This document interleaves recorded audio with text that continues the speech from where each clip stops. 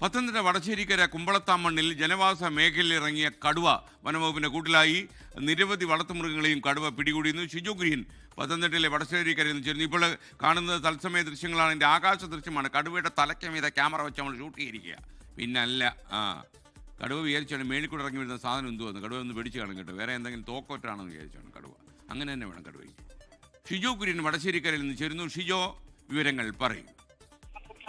നമ്മളിപ്പോ ഈ കാണുന്ന ഈ ദൃശ്യം എന്ന് പറയുന്നത് വടശ്ശേരിക്കര കുമ്പളത്താമണ്ണിൽ ജനവാസ മേഖലയിൽ ഇറങ്ങിയ കടുവയെ വനംവകുപ്പ് സ്ഥാപിച്ച കൂട്ടിലകപ്പെട്ട കടുവയാണ്. ഇപ്പോൾ ആ കടുവയെ ഇപ്പോൾ പൂർണ്ണമായിട്ട് ഷീറ്റ് ഉപയോഗിച്ചുകൊണ്ട്, ടാർപോളിൻ പായ ഉപയോഗിച്ചുകൊണ്ട് അതിനെ മറയ്ക്കുന്ന ഒരു കാഴ്ചകളാണ് വനംവകുപ്പ് ചെയ്യുന്നതാണ് നമ്മൾ ഈ ദൃശ്യങ്ങളിൽ നിന്ന് കാണുന്നത്. ജനവാസ മേഖലയിൽ കഴിഞ്ഞ കുറേ നാളുകളായിട്ട് ഇറങ്ങി വലിയ തരത്തിൽ ഭീതി പടർത്തുന്ന കടുവയാണ്. നിരവധി വളർത്തുമൃഗങ്ങളെ അടക്കം ഈ കടുവ ആക്രമിച്ചിട്ടുണ്ട്. ഇന്നലെ പട്ടാപ്പകൽ ജനവാസ മേഖലയിൽ ഇറങ്ങി കുറേയധികം വന്യമൃഗങ്ങളെ വളർത്തുമൃഗങ്ങളെ പിടിച്ചുകൊണ്ട് പോവുകയും ഒക്കെ ചെയ്തിരുന്നു. വലിയ ഭീതിയിലായിരുന്നു നാട്ടുകാരുണ്ടായിരുന്നത്. ഇന്നലെ RRT സംഘവുമായിട്ടൊക്കെ നേരിയ തോതിൽ നാട്ടുകാർ ചെറിയ വാക്കുതർക്കമൊക്കെ ഉണ്ടായിരുന്നു. ഇന്നലെ ഒരാളുടെ വളർത്തുമൃഗത്തെ കടുവ പിടിച്ചുകൊണ്ട് പോയി. അതിന് തൊട്ടു പിന്നാലെ നാട്ടുകാർ ഈ കടുവയെ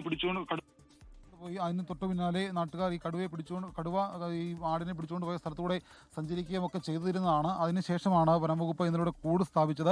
ആ കൂട്ടിലേക്കാണ് ഈ കടുവ കുടുങ്ങിയിട്ടുള്ളത്. അതിൻ്റെ ദൃശ്യങ്ങൾ നമുക്ക് കാണാൻ കഴിയുന്നുണ്ടെന്നാണ് ഞാൻ പ്രതീക്ഷിക്കുന്നത്.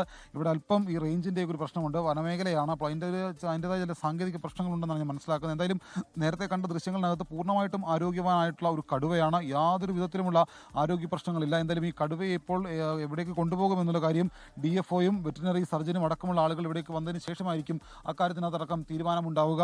അങ്ങനെ എന്തായാലും ഈ കടുവ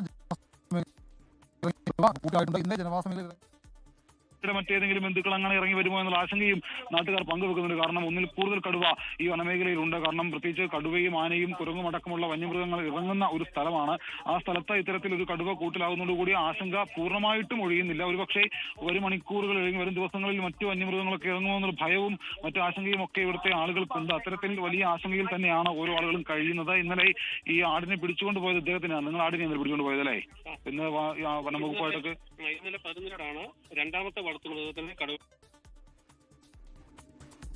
വടശ്ശേരിക്കര എന്നൊക്കെ പറയുന്നത് ഒരു നാട്ടുമ്പുറമാണ്. മാത്രമല്ല ചെറിയൊരു ചില്ലറാണ്. നാട്ടുമ്പുറം എന്ന് പറയാൻ കേരളത്തിൽ ഇപ്പോൾ ഇല്ല. അതുകൊണ്ട് തന്നെയാണ് ചെറിയൊരു പട്ടണം എന്ന് വേണമെങ്കിൽ പറയാം. അപ്പോൾ ഈ വടശ്ശേരിക്കരയിലൊക്കെ തന്നെ ഇത്രയും വലിയൊരു കടുവ ഇറങ്ങിക്കഴിഞ്ഞാൽ എന്താവും ജനങ്ങളുടെ അവസ്ഥ? കടുവേ എന്തായാലും നമ്മുടെ ഉറക്കം കെടുത്തി കളഞ്ഞു. Okay, thank you. കടുവയ്ക്കല്ല, നാട്ടുകാർക്ക് കൂട്ടിലായാലും.